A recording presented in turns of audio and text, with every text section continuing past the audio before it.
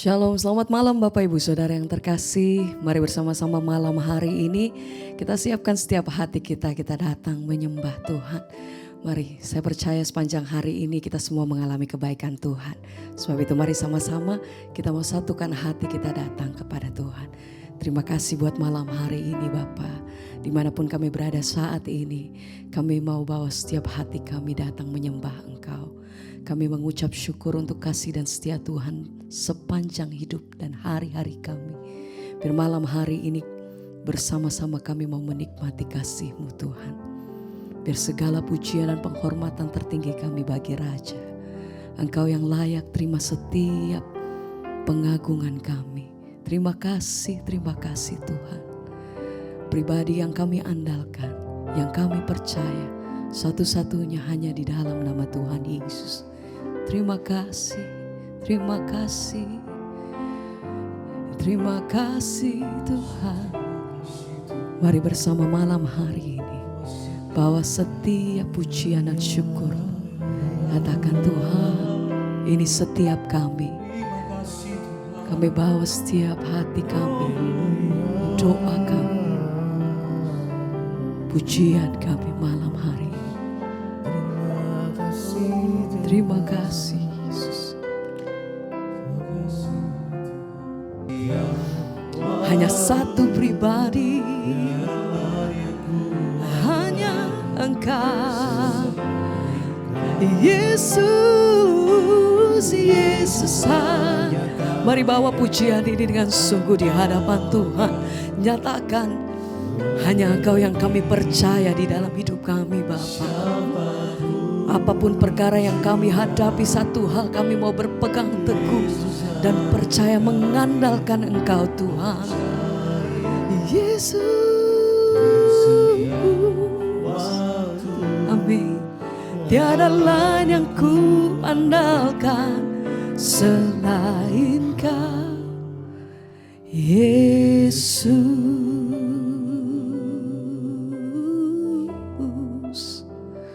Tiada lain yang ku andalkan, satu-satunya yang kami percaya, hanya nama Yesus. Kami berserah penuh di dalam tangan-Mu Tuhan, yang kami percaya.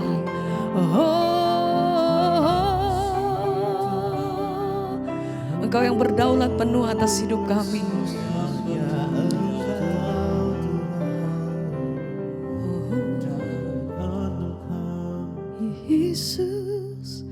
Yesus hanya Kau yang ku andalkan, selain Kau, Yesus.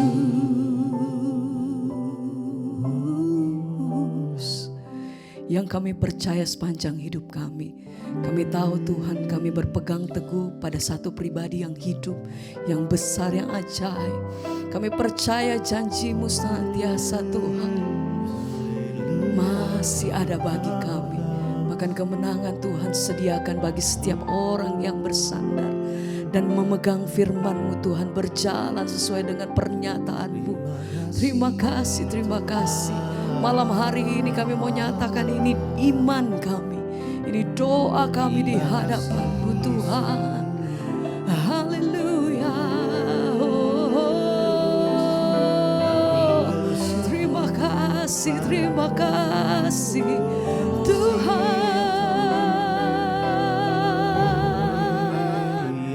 Sama-sama mari nyatakan, ku percaya janji-Mu ajaib, terukir dalam kehidupanku. Ku berserah, amin, di dalam kekuatan hanya Kau segalanya bagiku. Percaya janji-Mu ajaib. Amin Tuhan. Terukir dalam kehidupanku. ku berserah di dalam kekuatan, ku percaya,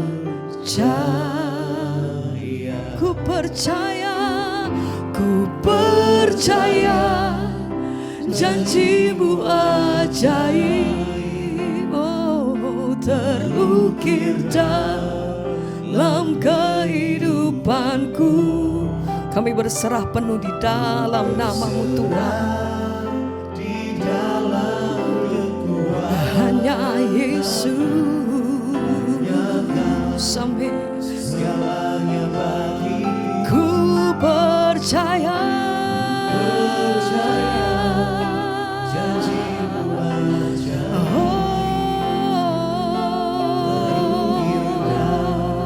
Dalam kehidupanku ku berserah di dalam kekuatan ku percaya. Satu kali lagi bersama-sama mari katakan, ku percaya janji-Mu ajaib, terukir dalam kehidupanku.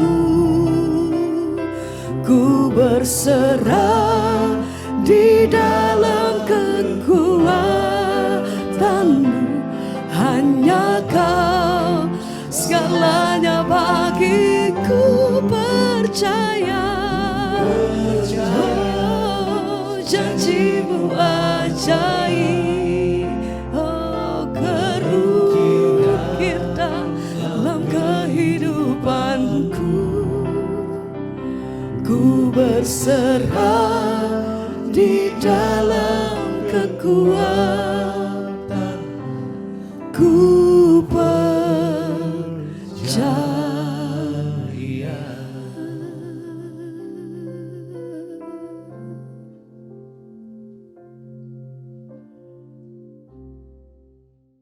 Terima kasih Bapak, kami mengucap syukur buat malam ini Tuhan kembali pertemukan kami di Mezbah Doa. Semua karena anugerah-Mu berbicara bagi kami, sampaikan isi hati-Mu bagi kami. Kami buka hati bagi firman Tuhan dalam nama Tuhan Yesus. Haleluya. Amin, amin, amin. Iya, selamat malam saudara, puji Tuhan. Kita berjumpa kembali di Mezbah Doa. Ya, terima kasih buat semua dukungan doa saudara. Mezbah Doa sudah 6 tahun tanpa terasa ya, dan mendengar banyak sekali orang yang dapat diberkati, imannya bertumbuh lewat Mezbah Doa itu sungguh semua hanya karena anugerah Tuhan. Karena itu kita mau tetap setia ya saudara, sehingga kapanpun Tuhan datang, mau besok, mau malam ini, mau lusa, mau kapanpun. Yang penting kita lakukan bagian kita, berjaga-jaga di dalam iman. Ya, dan kita terima kasih buat doa dan ucapan-ucapannya buat kita. Mari kita sama-sama dengarkan firman Tuhan, saya akan bacakan. Shalom Ibu, perkenalkan nama saya Lina. Saya jemaat Mezbah Doa dan juga Mezbah Syukur. Saya mau bersaksi atas kebaikan Tuhan mewakili suami saya malam ini. Ya, karena ya suami saya itu sedang di laut. Ya, dan kadang tidak dapat signal karena pekerjaannya itu sebagai pelaut. Jadi singkat cerita, suami saya sedang bekerja di kapal kurang lebih 2 minggu, dia mengalami sakit alergi. Badannya semua gatal-gatal dan kemerahan. Kadang hilang, kadang timbul. Awalnya suami saya pikir, oh itu karena dia makan udang, mungkin tidak cocok. Tapi sudah hampir seminggu masih tetap muncul alerginya, bahkan gatal sekali sampai tidak bisa tidur. Suami saya sudah minum obat, namun muncul lagi. Bahkan suami mencoba ramuan, jamu, kunyit, jahe, bawang putih. Tetap saja tidak sembuh dan tetap gatal. Bahkan ya saya dan suami mengira waktu itu mungkin karena terlalu berlebihan makan ikan. Akhirnya dikurangilah makan ikan, tapi tetap saja ya masih merasa gatal. Dan gusi suami saya juga terasa sakit. Sudah beberapa hari karena kami berdoa, namun sudah beberapa hari kami berdoa, namun tidak kunjung sembuh, ya. Apalagi di kapal Bu, itu kan tidak ada dokter ataupun tenaga medis. Jadi malam kemarin saya sempat berdoa. Saya bilang kepada Tuhan, Tuhan, ya kalau waktu dulu Tuhan saya bernasar jika saya sembuh, ya saya akan bersaksi di mezbah doa dan Tuhan sembuhkan. Maka saya percaya ya kali ini juga Tuhan akan menyatakan. Ya karena saya merasa sedih Bu, kasihan melihat suami saya akhirnya dia kurang tidur, kurang istirahat. Karena ya itulah gatel setengah mati ya menahannya. Jadi suami saya pun juga berdoa memohon petunjuk untuk Tuhan. Ya apa nih? Oh iya, saya berdoa dan saya bernasar kalau sakit itu sembuh saya akan bersaksi di mezbah doa. Puji Tuhan sembuh dan tidak kambuh lagi. Nah, karena saya juga sudah merasa sedih dan kasihan lihat suami saya yang kurang istirahat, jadi saya juga berdoa. Saya memohon petunjuk Tuhan, meminta hikmat Tuhan dan saya mencoba menyampaikan hal ini kepada suami saya. Saya bilang nanti kalau kamu sembuh saya akan bersaksi di mezbah doa. Ya, dan jika tadi malam sakitnya saya akan menyampaikan iya. Dan jika tadi malam sakitnya itu alergi dan sakit gusi itu hilang. Dan akhirnya tadi malam ya sakitnya dan juga gusinya itu sakitnya juga udah hilang, alerginya juga sudah hilang, tidak gatal dan puji Tuhan suami saya bisa tidur nyenyak. Dan saya bilang kepada Tuhan, saya mau suami saya bersaksi. Ya mungkin dia merasa belum terbiasa, jadi dalam hati saya ya ada suara, saya bilang ke Tuhan, ada suara yang bilang tidak apa-apa. Ya nanti saya yang akan bersaksi di mezbah doa, yang penting disaksikan. Puji Tuhan, suami saya keesokannya pas saya tanya dia bilang sudah sembuh dan tadi malam dia bisa tidur nyenyak. Wow, Bu, sangat sungguh luar biasa Tuhan. Ya, ketika kita berniat untuk memuliakan nama Tuhan, ya maka Tuhan mendengar dan menjawab ya doa-doa kita. Puji Tuhan. Ya, terima kasih Ibu. Ya, doakan kami untuk tetap hidup takut akan Tuhan, terutama suami sebagai pelaut, ya akan terus diberikan perlindungan Tuhan. Bahkan saat ini suami saya sedang berada di Arab Saudi, dekat dengan negara konflik yang sedang terlibat peperangan. Ya, terima kasih. Mohon maaf kalau kesaksian saya ini panjang. Kiranya Tuhan memberkati ibu sekeluarga dan seluruh tim mezbah doa mezbah syukur. Tuhan memberkati. Wow, puji Tuhan ya saudara bahwa Tuhan itu Tuhan yang turut bekerja untuk mendatangkan kebaikan di hidup kita. Asal kita mau sungguh-sungguh percaya dan berharap, maka dia turut bekerja. Ya, apapun persoalan kita, libatkanlah Tuhan. Walaupun perkara gatal-gatal saudara itu kalau tidak sembuh, wah itu sangat-sangat mengganggu sekali ya. Apalagi ya kalau sampai nggak bisa tidur. Wah itu benar-benar ya sangat tidak nyaman. Tapi puji Tuhan akhirnya ya Tuhan menyembuhkan. Tuhan memulihkan dan hari ini kita boleh mendengar kesaksian yang luar biasa bahwa ya Tuhan itu Tuhan yang tidak pernah terlambat. Dia selalu tepat pada waktunya untuk menolong kita orang-orang yang selalu berharap kepada Tuhan. Iya, baik kita akan melanjutkan pembacaan firman Tuhan. Ya, dan sekarang kita sudah sampai di Pengkhotbah pasal yang ke-11. Kemarin kita sudah selesai ya Pengkhotbah pasal 11 sampai ayat yang ke-8 dan sekarang kita akan lanjut ayat 9, 10 sampai ayat Pengkhotbah pasal 12 ya. Kemarin dikatakan bahwa ya terang itu menyenangkan. Ayat yang ke-8 terakhir kemarin ya sebab jika orang panjang umur biarlah ia bersuka cita ya tetapi hendaklah ia ingat akan hari-hari yang gelap karena banyak jumlahnya. Segala sesuatu datang ya adalah kesia-siaan. Ya, kita sudah lihat tadi malam dikatakan bahwa kalau kita ya panjang umur bersukacitalah tapi jangan lupa ingat akan ada hari-hari yang gelap dalam hidup kita. Kita tidak tahu apapun itu yang terjadi depan kita, bagian kita. Mari kita menyenangkan hati Tuhan. Iya, kita masuk Pengkhotbah 11 ayat 9, nasihat bagi pemuda-pemudi. Bersukarialah hai pemuda dalam kemudaanmu, biarlah hatimu bersuka pada masa mudamu dan turutilah keinginan hatimu dan pandangan matamu. Tetapi ketahuilah bahwa karena segala hal ini Allah akan membawa engkau ke pengadilan. Ini nasihat bagi para pemuda dan pemudi. Anak-anak muda zaman sekarang ini perlu dinasihati, saudara. Kenapa? Karena dengan adanya sosial media, dengan adanya banyak informasi yang diterima anak-anak kita nih sekarang rasanya sudah sulit untuk menyatakan firman Tuhan. Saya banyak dapat keluhan dari ibu-ibu ya bicara dengan anak untuk kasih tahu firman Tuhan itu susah ya. Tapi kita percaya bahwa ya firman Tuhan itu ya dan amin. Orang tua jangan pernah berhenti menasihati anakmu, kasih tahu firman Tuhan. Nah, di sini dikatakan bahwa bersukarialah hai pemuda dalam kemudaanmu, biarlah hatimu bersuka pada masa mudamu dan turutilah keinginan hatimu dan pandangan matamu. Tetapi ketahuilah bahwa karena segala hal ini Allah akan membawa engkau ke pengadilan. Ya, dikatakan di sini bahwa ya anak-anak muda bersukacitalah. Ya, tetapi di masa mudamu ingat kata firman Tuhan, ya engkau boleh bersukaria, boleh bersukacita di masa muda. Ya, boleh engkau menikmati hidupmu, tapi satu hal yang engkau harus ingat, ya bahkan ayat ini berkata turutilah keinginan hatimu. Ya, turutilah pandangan matamu. Tapi ketahuilah bahwa karena segala hal ini Allah akan membawa engkau ke pengadilan.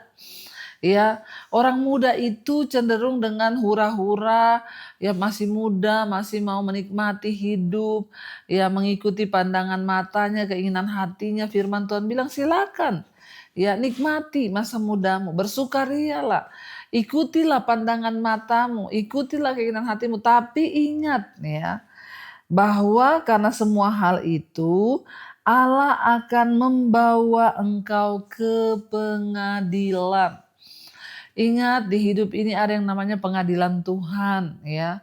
Bukan hanya pengadilan manusia tapi pengadilan Tuhan. Dan satu saat kita semua harus berhadapan dengan yang namanya pengadilan Tuhan.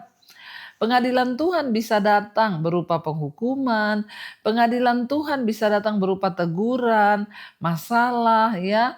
Makanya banyak orang mengalami masalah ya karena dia salah melangkah, salah ambil keputusan, salah bertindak. Akhirnya ya dia mengalami pengadilan Tuhan lewat persoalan hidup. Kalau kita mau bayar harga sebenarnya masalah itu mendatangkan kebaikan. Tapi banyak orang gak kuat, makanya sebelum datang masalah, sebelum Tuhan menegur kita dengan pengadilan Tuhan, mari kita bertobat, hidup dalam takut Tuhan, terutama pemuda-pemudi, jaga kekudusan hidupmu di dalam firman Tuhan. Ayat 10, buanglah kesedihan dari hatimu dan jauhkanlah penderitaan dari tubuhmu, karena kemudahan dan fajar hidup adalah kesia-siaan. Firman ini berkata buanglah ya, buang segala kesedihan dari hatimu ya, buanglah segala malapetaka, buanglah ya kesedihan dari hatimu dan jauhkanlah penderitaan dari tubuhmu. Siapa yang bisa membuat kita menderita? Ya diri kita sendiri. Anak-anak muda dengar. Kalau kau salah ambil keputusan, salah menikah dengan orang yang tidak tepat, kau salah ambil jurusan hidupmu, kau salah ambil pekerjaan, kau salah bergaul dengan teman yang salah, maka penderitaan yang akan engkau alami dalam hidupmu dikatakan di sini. Ya jangan biarkan. Ya buang kesedihan dari hatimu, jauhkan penderitaan dari tubuhmu. Ya, siapa yang bisa menjauhkan penderitaan dari tubuh kita? Anak-anak muda, ya kita sendiri. Ya, karena apa? Kemudahan dan fajar hidup adalah kesia-siaan. Kita berpikir, saya masih muda, saya masih bisa menikmati semua, itu semua sia-sia. Ya, berapa banyak orang yang hidupnya akhirnya menjadi salah, tergelincir, ya masa mudanya hancur, bahkan berakhir dengan bunuh diri. Kenapa? Karena salah melangkah. Ya, karena tidak mengikuti firman Tuhan, karena tidak mengikuti ya arahan dari apa yang Tuhan mau. Bertobat saudara. Nah, kita lanjut ya, Pengkhotbah pasal 12 sekarang. Pengkhotbah pasal 12 ayat yang pertama berkata demikian. Ingatlah akan penciptamu pada masa mudamu sebelum tiba hari-hari yang malang dan mendekat tahun-tahun yang kau katakan tidak ada kesenangan bagiku dalamnya. Bagaimana kita menghindarkan penderitaan dari tubuh kita anak-anak muda? Ya, bagaimana kita menghindarkan kesedihan dari tubuh kita, dari hidup kita anak-anak muda? Ayat ini berkata, ingatlah akan penciptamu pada masa mudamu. Saat kita muda hari-hari ini, ayo cari Tuhan. Di saat masa muda kita ini, ayo ingatlah akan penciptamu. Jangan hidup menurut keinginan kita sendiri. Jangan hidup menurut keegoisan kita sendiri. Tapi mari ingat akan penciptamu. Orang-orang tua juga ingat akan penciptamu. Kita ingat Tuhan. Hidup takut akan Tuhan.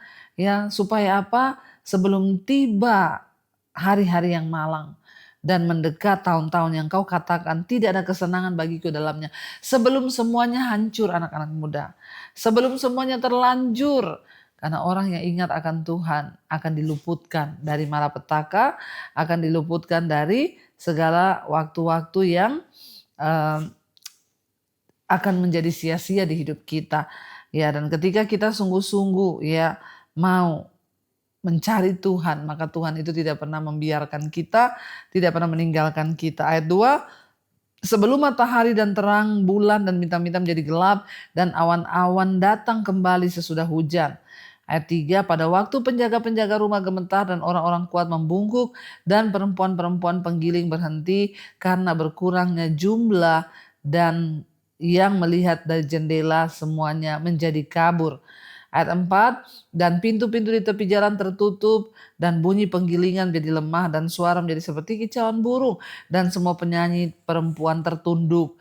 Ya, juga orang menjadi takut tinggi dan ketakutan ada di jalan. Pohon badam berbunga belalang menyeret dirinya dengan susah payah dan nafsu makan tak dapat dibangkitkan lagi karena manusia pergi ke rumahnya yang kekal dan peratap-peratap berkeliaran di jalan. Ya, ayat 6, sebelum rantai perak diputuskan dan pelita emas dipecahkan, sebelum tempayan dihancurkan dengan mata air, roda timba dirusakkan di atas sumur dan debu kembali menjadi tanah seperti semula dan roh kembali kepada Allah yang mengaruniakannya.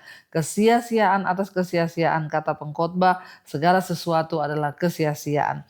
Jadi ayat ini berkata, pengkhotbah berkata, ingat akan Tuhan sebelum kematian itu datang. Ingat akan Tuhan sebelum kekelaman itu datang. Ingat akan Tuhan sebelum penderitaan itu datang. Saya percaya saudara, kita semua hari-hari ini yang sungguh-sungguh ikut Tuhan, yang sungguh-sungguh mencari Tuhan, kita semua ingat akan Tuhan supaya hidup kita boleh berbahagia. Mari kita tundukkan kepala, kita satukan hati, kita berdoa.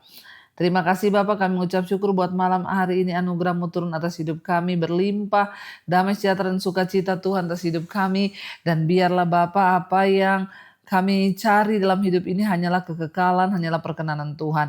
Kami berdoa di dalam nama Tuhan Yesus, Engkau memberkati setiap mereka Tuhan yang sedang mengalami persoalan, yang sedang mengalami tekanan, yang sedang mengalami pergumulan yang hebat, Tuhan menjadi jawaban.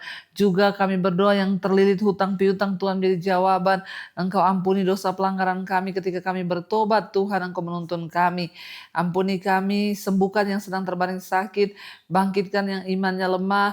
Kami percaya tidak ada perkara yang mustahil bagi Tuhan. Yang rindu punya keturunan, dibukakan kandungan yang tertutup. Yang ingin menjual aset, mencari pekerjaan, kami tahu Tuhan pertemukan dengan yang terbaik.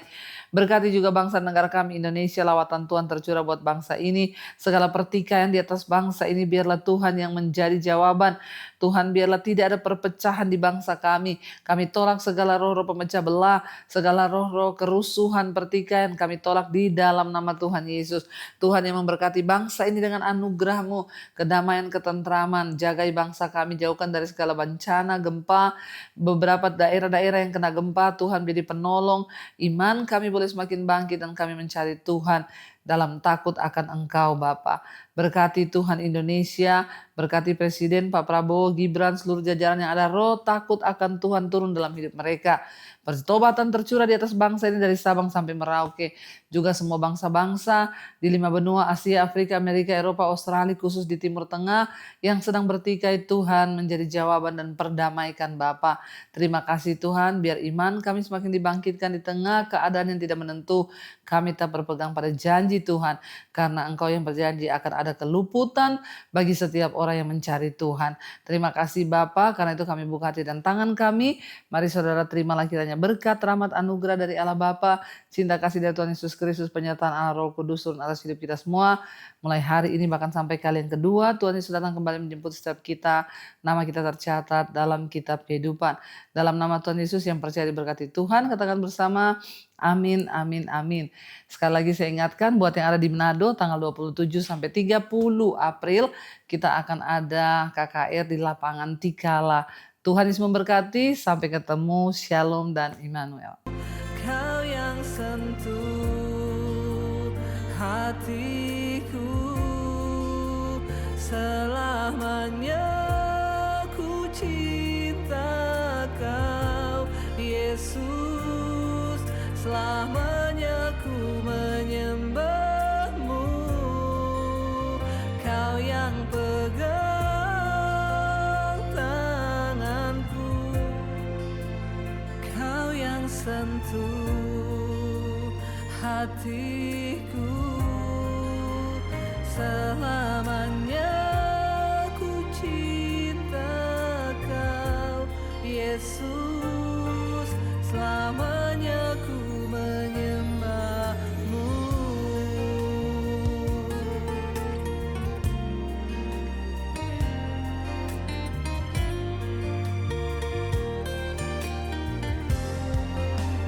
Kau yang pegang tanganku, Kau yang sentuh hatiku, selamanya ku cinta Kau, Yesus, selamanya ku menyembah-Mu.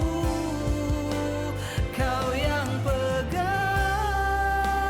tanganku, Kau yang sentuh hati